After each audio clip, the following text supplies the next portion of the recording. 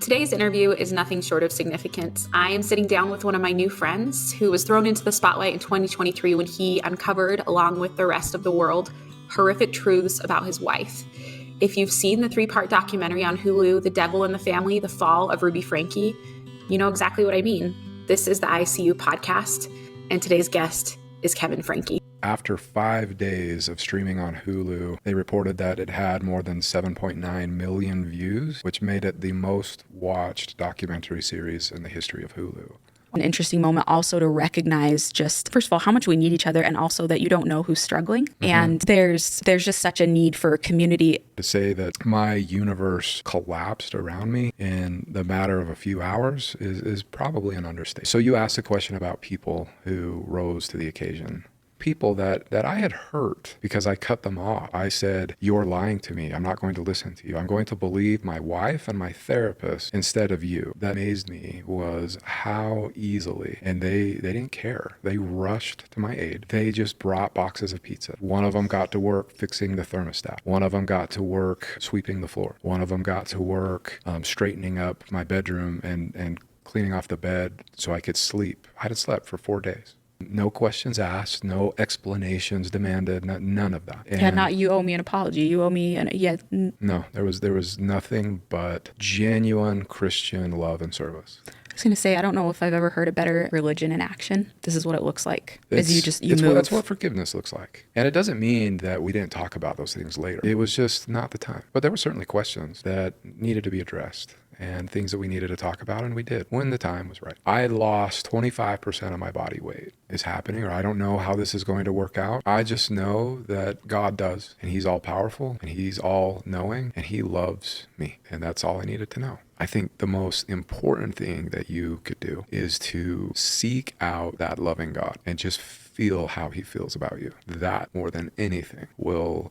help give you the strength that you need to get through whatever it is that you're going through. You know, I always grew up believing in Jesus Christ and believing that, He suffered for me. And that's a trite statement. We say it all the time, but we often don't know what that means. But then when we feel suffering, it takes our breath away. There wasn't a time in this experience where He wasn't right there next to me. And I knew it. And at times that made me really mad, because I was like, why don't you just strike me down?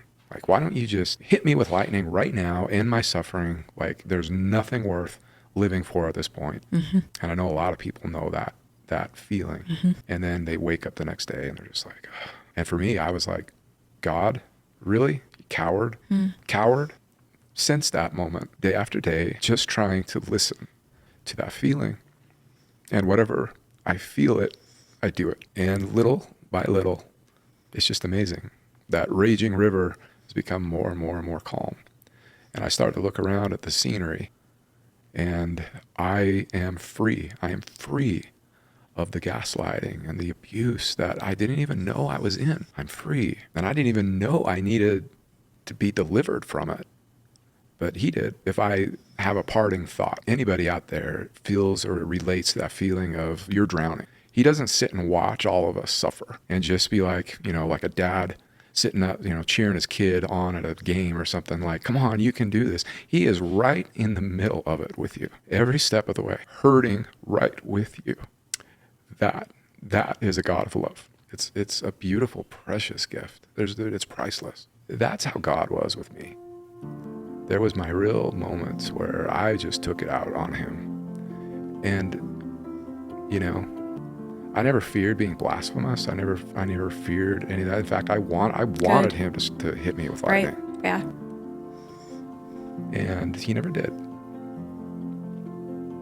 Instead, there was just always this feeling of calm. And that just made me more angry, right? But there was a point where I just let Him have everything I had. I just let it go, let it out, and I was exhausted. I hit Him with the best I had, and He was still just right there. And in that moment where I, proverbially collapsed, emotionally, spiritually, mentally, physically, He was right there. And He just picked me up, and for me personally, it was in that moment where I started to go, okay, like, this sucks. I'm tired. I don't know how to do this. And he's just like, I do.